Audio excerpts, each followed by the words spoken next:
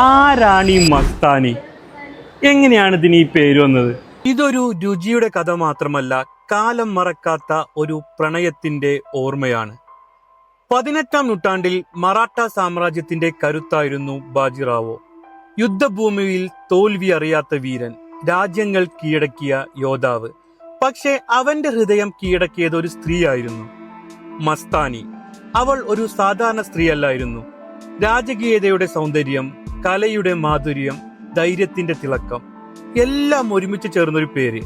നൃത്തവും സംഗീതവും കുതിരസവാരിയും വാളിന്റെ കരുത്തും എല്ലാം ഒരേ സൗന്ദര്യത്തിൽ ചേർത്തുവച്ച അപൂർവ രാജകീയ സാന്നിധ്യം. ബാജിറാവു മസ്താനിയെ അത്രയേറെ സ്നേഹിച്ചു. അവസാനം അവളെ ജീവിത സഖിയായി സ്വീകരിച്ചു. പക്ഷേ ആ പ്രണയം എല്ലാവർക്കും ഇഷ്ടമായിരുന്നില്ല. രാജ്യം എതിർത്തു, കുടുംബം എതിർത്തു, സമൂഹം എതിർത്തു. എന്നാൽ ഒരു കാര്യത്തിൽ മാത്രം മാറ്റമുണ്ടായില്ല, ബാജിറാവോയുടെ പ്രണയത്തിൽ. കാലം പിന്നെയും നീങ്ങി. ഒരു യുദ്ധത്തിനിടെ ബാജിറാവു മരണപ്പെട്ടു. ആ വാർത്ത മസ്താനിയെ മാനസികമായി തകർത്തു.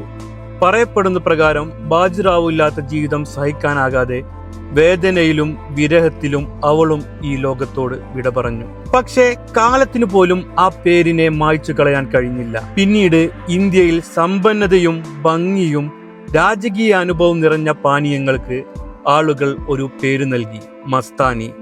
മാമ്പഴത്തിന്റെ കട്ടിയുറഞ്ഞ മധുരം, പാലിന്റെ തണുപ്പ്, ഫ്രഷ് ക്രീമിന്റെ മൃദുത്വം, ഡ്രൈ ഫ്രൂട്ട്സിന്റെ സമൃദ്ധി. അതുകൊണ്ട് തന്നെ ഇതൊരു സാധാരണ ഡ്രിങ്ക് അല്ല. ഇതാണ് മൗസിയിലെ മാംഗോ മസ്താനി.